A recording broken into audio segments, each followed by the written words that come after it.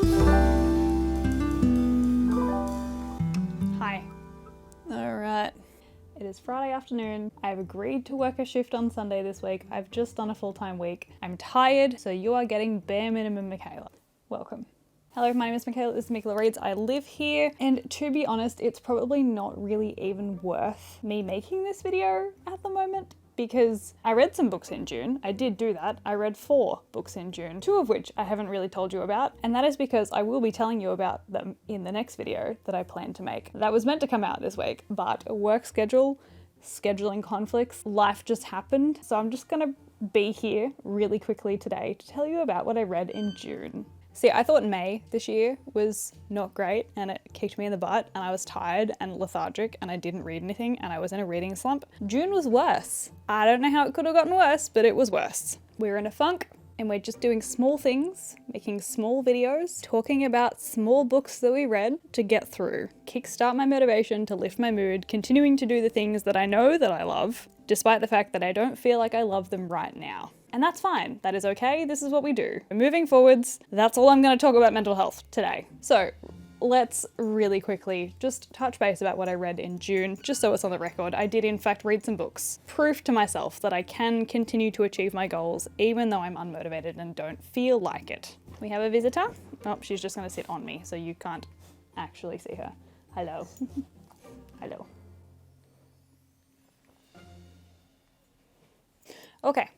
So, the first book that I finished in June was in fact Eclipse by Stephanie Meyer. I did a whole video for this, so I will not tell you my thoughts again because I've done it and I've watched it and I've edited it too many times. Eclipse and I are through, we're done. Highlight points, favorite book so far in the Twilight series in my reread for the first time in 15 years. Next, I finished listening to Cherish by Tracy Wolfe, and this is the last book, and you're probably so sick of hearing me talk about it, in the Crave series. This is a new release. It came out on like the 30th of May, so I listened to it pretty much as soon as it came out. Book 5 in the series is situated between books 1 and 2, so it kind of was like book 0.5, but you flip back to the present day at the end of it. So book 6 is a carry-on from book 4 technically, so I felt a little bit lost in the story because this is the first one that I've had a gap between reading the books. It did bring the series back around. I was quite disheartened by Charm, and I think that Cherish did a good job in bringing back the magic of the series and bringing back that spark that books 1, 2, and 3 had, with its just blatant ridiculousness, its corny themes, ridiculous romances, the bizarre quest-like circumstances that they find them in. It had all of that, so it did come back around, it did redeem itself in that sense. But the end was a bit of a disappointment. The end scene felt really anticlimactic. There was this build-up from the start of the book. They kind of hinted at it throughout, and it was like building up to be this big conflict that they were going to have. And then it resolved really quickly, like within 1 or 2 chapters. And I just don't understand what happened at the end of the book. I had to re-listen to the last paragraph of the book because I didn't realize that it was ending. And I simply cannot imagine what it would have been like waiting for each book in this series to come out. Even just waiting for book 6, there were so many things that I had forgotten from back-to-back listening to the series in such a short succession. There is one scene in particular that I adored just for the pure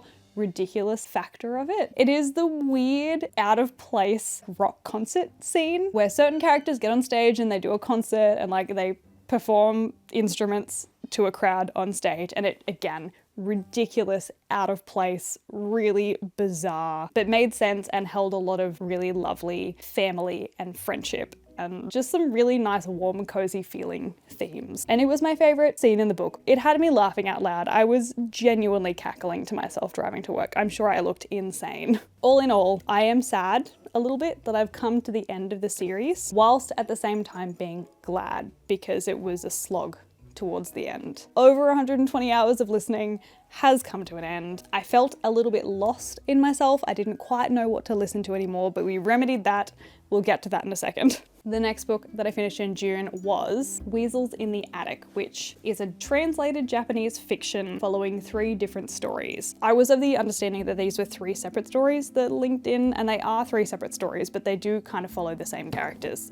You're back. I didn't think that they were going to follow the same characters, but they did. This was a very interesting study on gender roles and parenting roles in Japanese culture and how those can differ and change depending on your circumstance. It It was odd. I really didn't know how to feel about it. I felt a lot of the time like I was waiting for a jump scare for the majority of the book. And this is not a thriller. This is not a book that has thriller themes, but I was waiting for it every single story. I found that I was reading into the little quirks a little bit too much, and some of the metaphors that we used and the quotes that we used, I read into them far too deeply. And I think that's what sent me into a spiral. I was slightly justified in the last story of my fear and my worry about this being some kind of thriller, but not enough to warrant the worry that I actually had reading the book. I think the first story was probably the weirdest, the second was the most normal, and the third, just purely for the fact that it did give me the justification of my feelings, was probably my favorite of the three. Overall, I'm glad I read it. Probably wouldn't read it again unless I went back to read it with actual understanding of what the themes of the book are, because that was my downfall, not reading what the book was about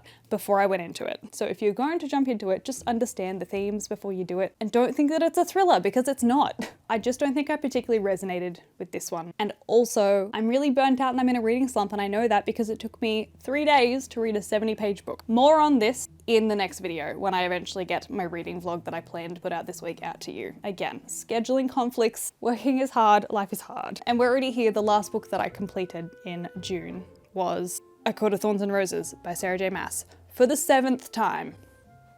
If you're new to this channel, as I'm sure many of you are because not a lot of you were here, I think last time I read this, every single year I get the urge around May to June time to reread the A Court of Thorns and Roses series, and I think it has something to do with the change in weather, things getting colder here in the Southern Hemisphere, just needing that comfort. That's A Court of Thorns and Roses for me. This is the 7th time. I think I've been reading the series for 8 years. There was only 1 year that I didn't reread it. I listened to this. I will typically not put my brain effort into reading a book on paper if I have already read it before, just because I know the content, I know the story. I don't need to put all of my attention onto reading it, so I can ingest it through listening and not have it be a huge issue. I listened this time, however, to the dramatized audiobook that was released last year. I think it was released last year just after I'd finished my re-listen of the entire series. I was devastated. And I'm so glad that I did, because I hate the audiobook for the first book. So I jumped into my yearly re-listen with the dramatized audiobook, and I have a few thoughts. First of all, I enjoy that there is a full cast in this. In the dramatized, full cast of characters,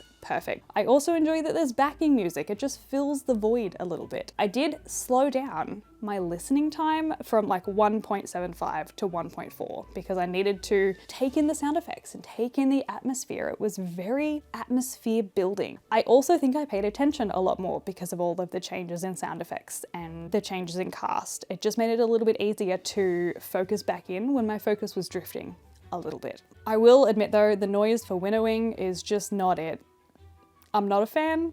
I'm not okay with it. I did listen to the first maybe 4-5 hours, and then halfway through June I got my spicy cough booster shot and it wiped me for like 2 days. But the first day that I got it, I got home from work and I got into bed and I just put this audiobook on and I played approximately 6 hours of Sudoku, and it was so cathartic. It was so lovely. I had such a good time. It is probably the most I've enjoyed rereading A Court of Thorns and Roses since I first read it. So I'm now waiting for A Court of Mist and Fury because I didn't reserve it in time for me to have it in my library ready to go. I think it's due in tomorrow, so I'm very excited to jump back into that, to re-immerse myself into this dramatized A Court of Thorns and Roses world, to just re-kickstart my reading motivation, because she's dwindling. She's not there right now. Evidenced by the fact that I have read 4 books in a month, and then I think only 4 books the month before that. In lieu of more books to talk about, let's talk about what I'm currently reading, which again I'll also talk to you about next week in the vlog because that's when I started reading it. Oh, you can't see it. Under the Whispering Door by TJ Klune. This has been on my TBR shelves literally since it came out. So I'm finally getting to that. It is cozy, it is lovely. I don't love the main character, but I'm only 100 pages in, so watch this space. So that was June.